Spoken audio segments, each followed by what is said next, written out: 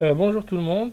Alors aujourd'hui on va commencer par présenter notre toute première vidéo dans notre série sur la microbiologie clinique et on va commencer par la structure bactérienne. Alors on va voir une petite introduction, les méthodes d'étude de la structure des bactéries, les différentes formes de bactéries qu'on peut retrouver, les éléments obligatoires et les éléments facultatifs de structure bactérienne. Alors d'abord, on va essayer de classer un petit peu les êtres vivants. Alors le vivant est divisé en trois grandes catégories. On a le règne animal, où figurent la plupart des animaux, les chats, les chiens et évidemment l'être humain. On a les végétaux, où figurent les plantes, les algues, certaines algues, pas toutes les algues, et les arbres, etc. Et enfin, on a les protistes. Alors les protistes, c'est un genre qui a été décidé par les scientifiques des années 1800 pour désigner en fait les êtres vivants qui n'étaient visibles qu'en microscopie. Alors, on les a ensuite divisés en deux parties. On a les protistes supérieurs, qui sont pour la plupart des eucaryotes, et les protistes inférieurs, qui sont pour la plupart des prokaryotes. Parmi les protistes supérieurs, alors vous avez des choses que vous allez étudier finalement parasitologie, qui sont les protozoaires, les algues et les champignons. Et nous, ce qui nous intéresse maintenant, c'est les protistes inférieurs, qui sont les cyanobactéries. Ce sont des bactéries qui sont retrouvées plutôt dans la nature ou dans les milieux aquatiques et qui n'ont pas vraiment d'intérêt médical. Et les bactéries d'intérêt médical, où là, on a les archéobactéries, qui sont en fait des bactéries très anciennes et dont le métabolisme n'est pas toujours familier avec notre monde actuel. Et les eubactéries, ce sont les eubactéries en fait qui sont vraiment responsables d'infections et de maladies chez l'homme. Donc finalement, l'embranchement qui va nous intéresser dans ce module, c'est tout ce qui va du vivant vers les protistes inférieurs, ensuite vers les bactéries proprement dites et surtout les eubactéries. Alors, quelles sont les caractéristiques qui vont définir ou qui vont caractériser ou qui vont différencier en fait les bactéries du reste des autres êtres vivants en fait? On a d'abord l'absence de membrane nucléaire, c'est-à-dire que la bactérie en fait possède un matériel génétique qui va nager directement dans son cytoplasme et il ne possède pas de membrane bactérienne spécifique à lui. Le chromosome est unique, donc on n'a pas de plusieurs chromosomes comme chez nous. Donc chez l'être humain, il a 23 paires de chromosomes. Là, chez la bactérie, il n'a qu'un seul chromosome qui va nager dans le cytoplasme.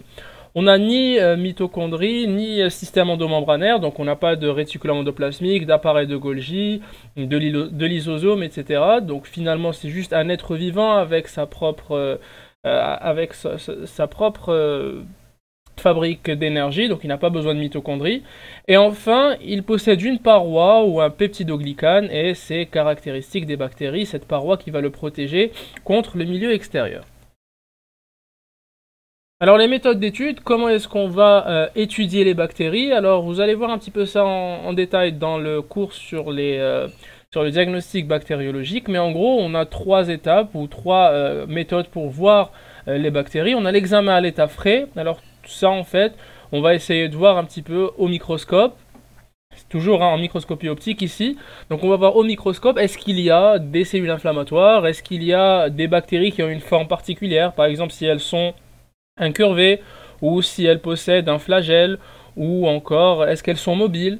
On peut ensuite rajouter des colorations. Alors les colorations en fait ce sont des réactions chimiques qui vont interagir avec la paroi des bactéries et qui vont lui donner une couleur particulière. Alors on a la coloration de Gram qui est très connue et que vous avez probablement vu en cytologie, et d'autres colorations qui sont spécifiques à certains types de bactéries, comme la coloration de Diel-Nielsen pour la tuberculose, comme on a aussi pour les spirochètes la coloration à l'encre de Chine. Donc on a vraiment des types de colorations qui sont spécifiques à certaines bactéries, et on a des colorations qui sont plutôt générales, standards, qui est la coloration de Gram.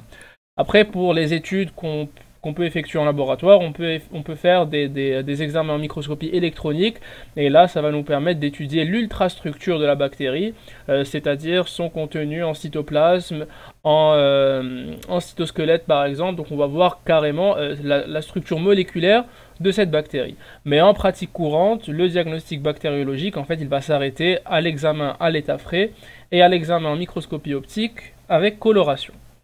Alors ce que vous voyez là, c'est un exemple de coloration. Ici, c'est une coloration standard. C'est un examen à l'état frais avec examen direct. On peut voir quelques cellules inflammatoires. On peut voir certaines bactéries ici. Et là, c'est une coloration de Gram. Les bactéries sont colorées en rose, donc il s'agit d'une coloration de Gram qui est négative. Là, c'est les étapes en fait de la coloration de Gram. Alors, la coloration de Gram va passer par, en gros, 3 étapes. On va commencer d'abord par colorer au violet de gentiane. Alors le violet de gentiane, c'est une coloration qui va donner une couleur violette à la paroi des bactéries. Donc ça, c'est la toute première étape, c'est la coloration au violet de gentiane. Ensuite, on va effectuer un lavage et puis une décoloration par l'alcool. Alors l'alcool, en fait, certaines bactéries vont fixer le violet de gentiane et d'autres bactéries ne vont pas fixer le violet de gentiane. Celles qui vont fixer le violet de gentiane, eh bien, on a beau essayer de décolorer avec l'alcool, eh bien, la décoloration elle ne va pas marcher. On va toujours avoir une bactérie qui est violette. Mais pour les bactéries qui ne fixent pas le violet de gentiane, ben, finalement, elles vont redevenir blanches comme si elles n'avaient jamais été colorées. Du coup, la troisième étape, ça va être d'effectuer une contre-coloration à la fuchsine. La fuchsine, c'est un colorant qui va donner une couleur rose à la paroi. Donc les bactéries qui avaient pris le violet de gentiane et qui n'étaient pas décolorées par l'alcool, ben, elles vont rester violettes, alors que les bactéries qui finalement ont été décolorées par l'alcool, eh ben, elles vont reprendre une coloration rose par la fuchsine. Alors on va dire que les bactéries qui sont restées violettes sont positives, sont Gram positives, et les bactéries qui ont pris la coloration rose sont Gram négatives. Donc en fait, c'est le principe de la réaction qui entraîne la coloration de Gram. Donc coloration au violet de gentiane, qui est la première étape, et qui va colorer toutes les bactéries en violet. Décoloration par l'alcool, donc certaines bactéries vont perdre leur violet et certaines vont rester violet. Et puis troisième étape, c'est la contre-coloration à la fuchsine. Alors les bactéries qui ont perdu leur violet vont devenir roses, et les bactéries qui étaient violettes vont rester violettes. Et les violettes seront dites Gram positives, et les roses seront dites Gram négatives. Alors petit moyen mnémotechnique pour se rappeler qui est positif et qui est négatif. Alors violet contient 5 lettres, et ça contient plus de lettres que rose, donc violet c'est plus et rose c'est moins. Ici c'est la fameuse coloration de Ziehl-Neelsen. On va juste écrire Ziehl-Neelsen pour ne pas se tromper. Alors la coloration de Ziehl-Neelsen, c'est une coloration qui est utilisée pour rechercher le bacille de la tuberculose, qui est dit Mycobacterium tuberculosis, ou encore bacille de Koch, en hommage à Robert Koch qui a découvert le bacille de la tuberculose. Alors cette coloration de Ziehl-Neelsen va s'effectuer toujours en 3 étapes. Alors d'abord, la coloration à la fuchsine. Alors vous avez vu que la fuchsine, c'est ce qu'on avait utilisé tout à l'heure pour la coloration de Gram. Alors ici, la première étape, c'est la coloration à la fuchsine. On va colorer toutes les bactéries qui sont présentes en rose, vu que toutes les parois finalement peuvent prendre la fuchsine. Première étape ici, coloration à la fuchsine. Deuxième étape, on va essayer de décolorer ces parois. Alors ici, on ne va pas utiliser uniquement de l'alcool, mais on va utiliser de l'alcool et de l'acide. Donc décoloration par l'acide et par l'alcool. Et on va même chauffer, on va effectuer un réchauffement de la préparation. Donc décoloration par l'acide et par l'alcool après réchauffement. Puis certaines bactéries, en fait, ici, elles vont perdre leur coloration rose, donc elles ne seront plus colorées par la fuchsine, et d'autres, elles vont garder leur coloration rose. Donc ici, cette bactérie, elle est restée rose après décoloration, tandis que cette bactérie, elle a perdu sa couleur rose, elle est redevenue transparente lors de la décoloration par l'acide et par l'alcool.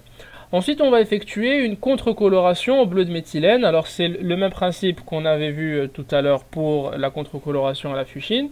Donc ici, on va effectuer une contre-coloration au bleu de méthylène.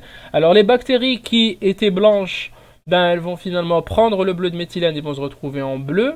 Tandis que les bactéries qui étaient plutôt roses, ben, ne vont pas changer de couleur et elles vont rester roses. Alors les bactéries qui ont été décolorées puis recolorées, on va appeler ça des Ziel-Nielsen négatifs. Et les bactéries qui sont restées roses, on va appeler ça des Ziel-Nielsen positifs, contrairement à tout à l'heure. Et donc finalement, on dit que la bactérie qui est restée rose, ben on dit qu'elle a finalement résisté à la décoloration par l'acide et par l'alcool. Donc ici, on va parler de bactéries qui sont dites acido-alcoolo-résistantes, ce qui est normal parce que ben, finalement, elles ont résisté à la décoloration par l'acide et par l'alcool dans la coloration de Ziel-Nielsen.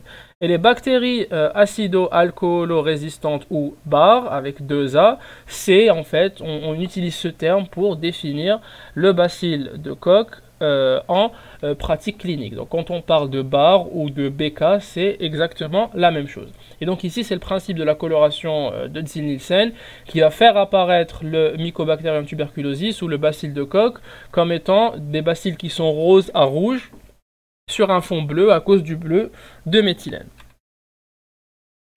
Alors ici, on voit la structure d'une bactérie. En bleu, vous avez les éléments qui sont facultatifs. Et en rouge, vous avez les éléments qui sont obligatoires. Alors les éléments facultatifs, on va commencer plutôt par les obligatoires. Donc on a évidemment l'ADN qui est finalement le matériel génétique de cette bactérie. On a ensuite le cytoplasme. Alors le cytoplasme, c'est ce qui va contenir les ribosomes de ces bactéries, que va utiliser la bactérie pour diluer en fait ses micronutriments, pour synthétiser ses enzymes. On a la membrane plasmique qui va l'entourer, qui va la protéger un petit peu contre le milieu extérieur. Et enfin, la paroi qui est la caractéristique des bactéries par rapport au reste des cellules du vivant. Alors la paroi dont on verra toutes les caractéristiques et toutes les propriétés tout à l'heure. Alors ça, c'était les éléments obligatoires. En bleu, vous allez voir les éléments qui sont facultatifs. Alors on a la capsule. La capsule, c'est un petit peu l'équivalent du glycocalyx qu'on avait vu en première année. Donc c'est un petit peu une charpente qui est glucidique, elle est faite de polysaccharides.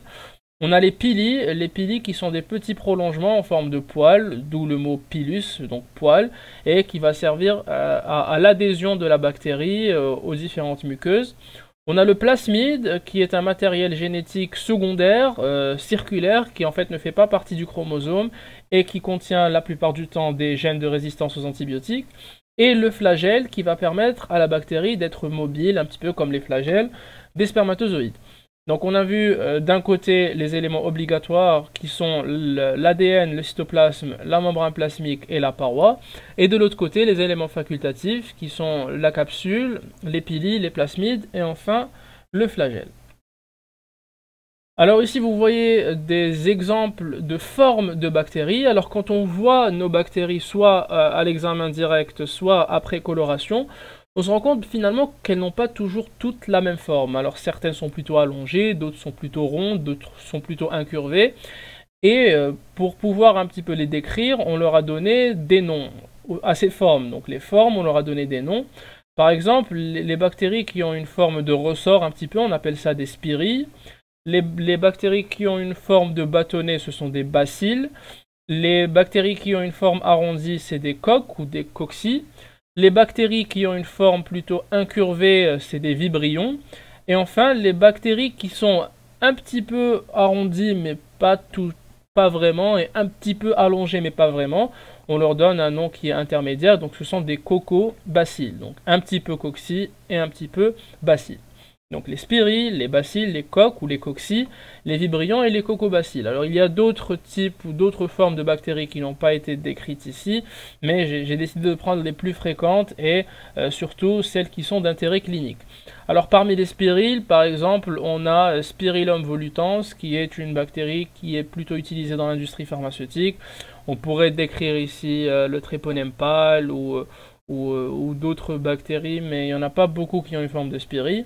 Le bacille le plus caractéristique et le plus connu, c'est Escherichia coli, dit aussi E. coli, qui est responsable d'infections plutôt digestives. Parmi les cocci ou les coques, on a Staphylococcus aureus, dit S. aureus, ou encore le staphylocoque dit doré, qui est responsable d'infections plutôt cutanées ou qui va vous donner les fameuses intoxications alimentaires dans les restaurants où l'hygiène n'est pas vraiment respectée. On a les vibrions, parmi eux c'est le vibrio choléré qui est responsable du choléra. On a vu le choléra récemment en Algérie dans les années 2018 à peu près. Donc on a eu, qui est dû à cette bactérie qui est vibrio choléré. Et enfin les cocobacilles dont le chef de file c'est Haemophilus influenzae. Haemophilus influenzae qui est une bactérie qui est moins rencontrée, de moins en moins rencontrée, grâce notamment à la vaccination et qui est responsable d'infections notamment de la sphère ORL. Donc ce que vous devez retenir ici, c'est la forme de ces bactéries et un petit exemple comme ça de mémoire de chaque forme de bactérie. Alors quels sont les éléments obligatoires d'abord? Alors on a le matériel génétique. Alors le matériel génétique d'une bactérie est caractéristique. D'abord on a un chromosome unique qui est fait d'un ADN bicaténaire. Et ce chromosome, comme je l'ai dit tout à l'heure, il n'est pas recouvert de membrane nucléaire, donc il n'y a pas de membrane nucléaire, donc finalement il n'y a pas de noyau proprement dit. D'où l'appellation de la bactérie qui est une cellule prokaryote et non pas eucaryote. Le cytoplasme ne contient pas de système endomembranaire, donc il n'y a pas de réticulum endoplasmique ni granuleux ni lisse d'ailleurs, et les ribosomes sont en fait librement circulants dans le cytoplasme, ils ne sont pas reliés à une membrane. Il n'y a pas d'appareil de Golgi, donc les protéines qui sont traduites à partir de l'ARN messager seront directement, leur conformation en fait sera directement décidée au sein du cytoplasme par les enzymes qu'il y a dans le cytosol de la bactérie. Et enfin, il n'y a pas de mitochondrie, la chaîne respiratoire est directement présente sur sa membrane. La membrane plasmique, justement, elle est pratiquement identique en fait à celle des eucaryotes. C'est une bicouche lipidique avec du cholestérol, avec des glucides, avec des protéines transmembranaires, des récepteurs aussi. Elle va participer dans la division cellulaire par scissiparité, dans la régulation du gradient osmotique pour permettre en fait les échanges de nutriments avec le milieu extérieur, dans la régulation métabolique par les récepteurs qui sont spécifiques. Elle permet également l'excrétion de toxines. Alors les toxines, ce sont finalement des protéines pathogènes ou immunogènes qui sont sécrétées par les bactéries. Alors on a deux types de toxines que vous verrez dans le cours sur le conflit de bactéries. Donc on a les exo- et les endotoxines. Donc au final, gardez en tête que les toxines, ce sont des protéines qui sont pathogènes et qui sont fabriquées et sécrétées par les bactéries. Et enfin, la phosphorylation oxydative pour la production d'ATP, enfin la production d'énergie, toujours, comme je vous l'ai dit, vu qu'il n'y a pas de mitochondrie, ben finalement, la chaîne respiratoire et donc la pompe à ATP, la pompe à protons à ATP, elle sera directement présente sur la membrane plasmique de la bactérie. Et on finit par la paroi bactérienne qui finalement aura plusieurs rôles aussi. Elle aura un rôle morphologique, donc c'est elle qui va définir la forme de la bactérie. Est-ce qu'il s'agit d'un cocci ou d'une bacille ou d'un bacille ou d'un vibrion. Donc c'est vraiment un rôle morphologique. Il va permettre à la bactérie de garder une forme, de ne pas se déplacer comme une amibe en fait dans un environnement.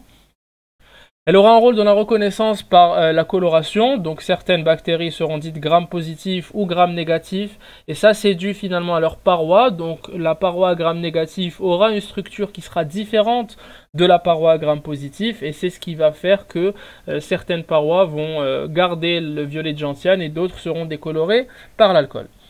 Elle lui offre une résistance aux variations de pression, donc finalement si on a dans le milieu extérieur une pression oncotique ou une pression osmotique qui est très élevée ou très basse, grâce à grâce à la paroi bactérienne, ces différences de pression ne vont pas faire exploser la bactérie dans son milieu extérieur. Elle lui offre également une bonne résistance aux enzymes. Certaines bactéries ont une paroi qui est très épaisse et donc les enzymes les enzymes protéolytiques qui sont sécrétées par notre corps ne pourront parfois pas traverser cette paroi qui est très épaisse et la bactérie pourra y résister. C'est également une cible pour les antibiotiques. Alors les antibiotiques notamment de la famille des bêta-lactamines. Donc les antibiotiques de la famille des bêta-lactamines vont cibler la production de la paroi bactérienne. Ils vont inhiber la production de la paroi bactérienne et vont détruire les bactéries. Enfin, elle a un rôle dans la réaction immunitaire.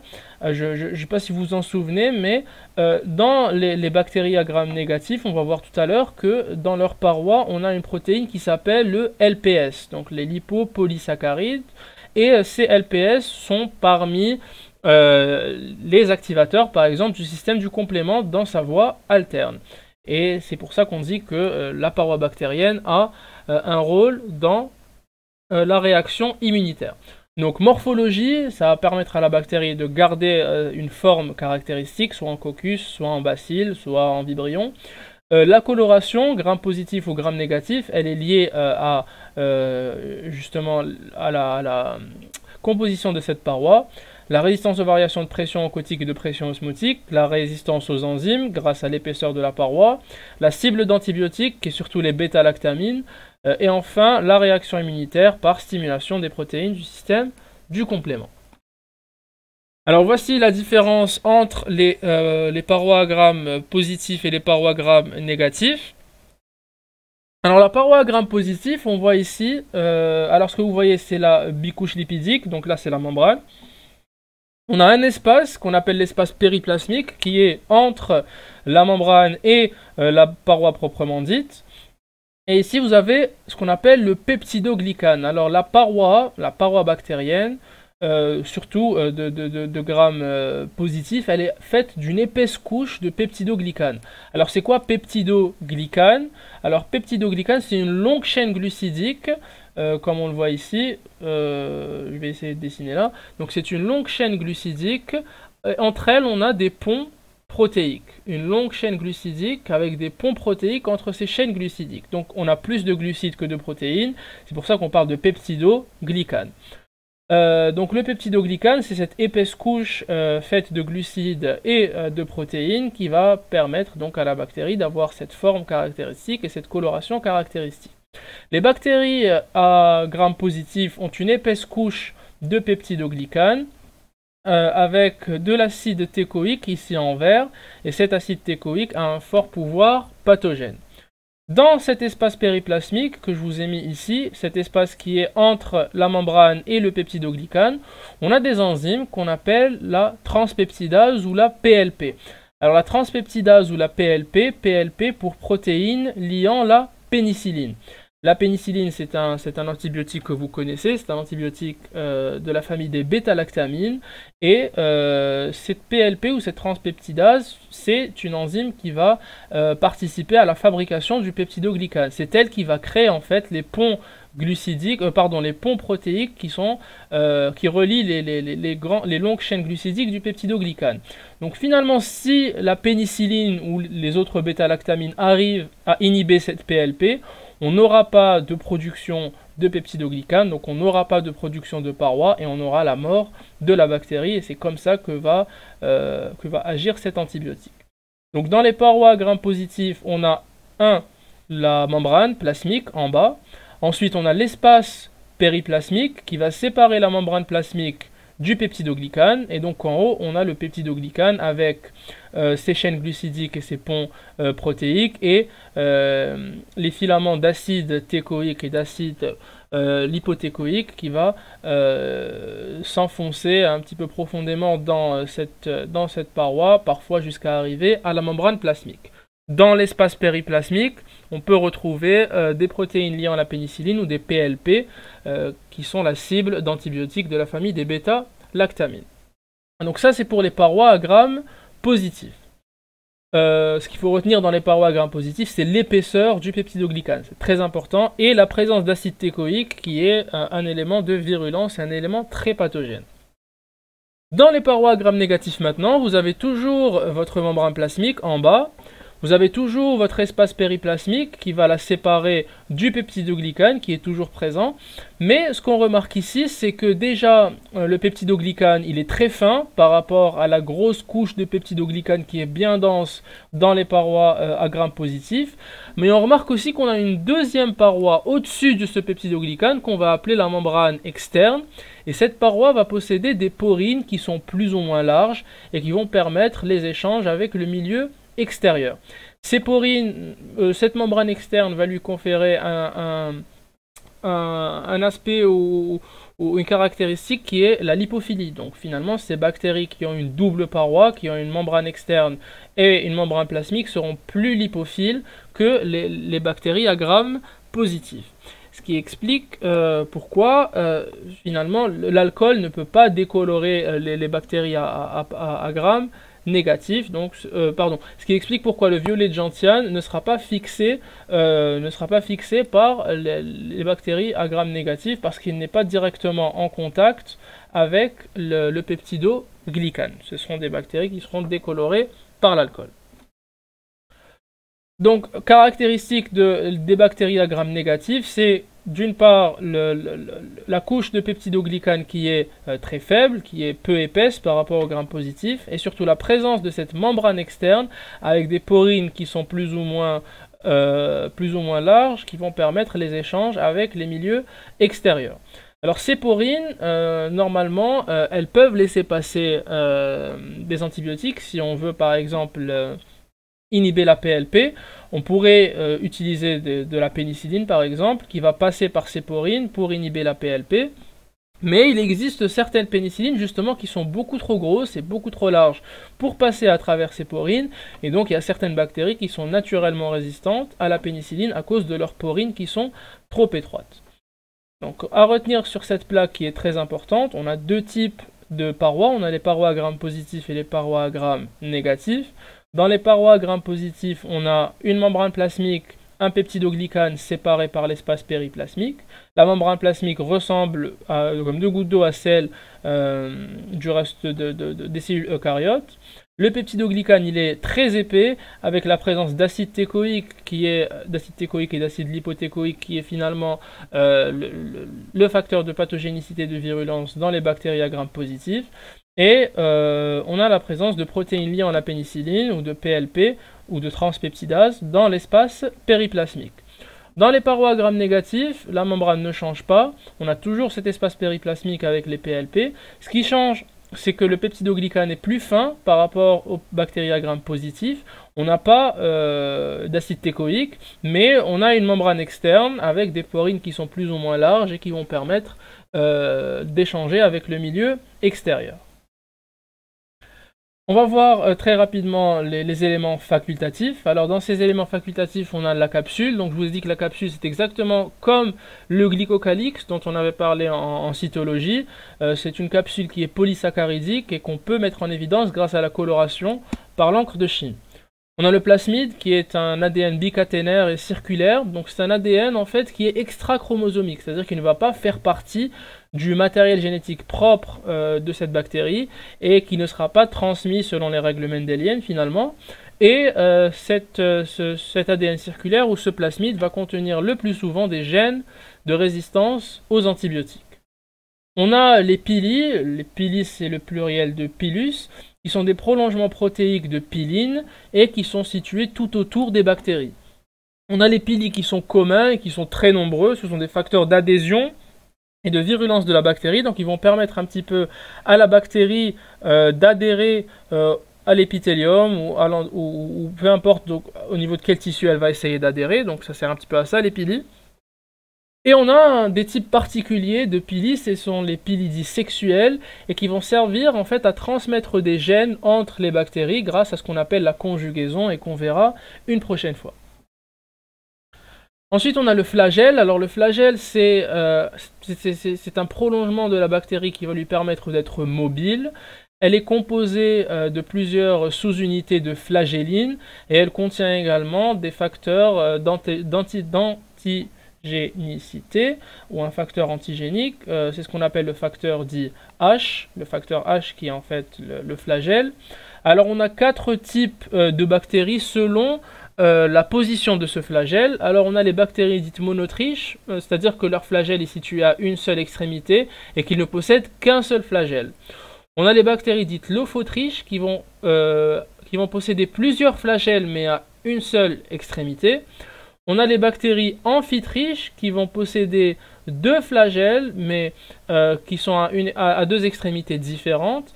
Et enfin les bactéries dites péritriches, alors là ils vont posséder des flagelles tout autour de leur paroi ou de leur membrane. Donc monotriche, un seul flagelle à une extrémité. Lophotriche, plusieurs flagelles à une extrémité. Amphitriche, 2 flagelles à 2 extrémités différentes. Et péritriche, finalement, c'est des flagelles qui sont présents tout autour de la bactérie. On finira par le spore. Alors une bactérie est dite sporulée si elle peut fabriquer des spores. Et ça concerne surtout les bactéries à gram négatif.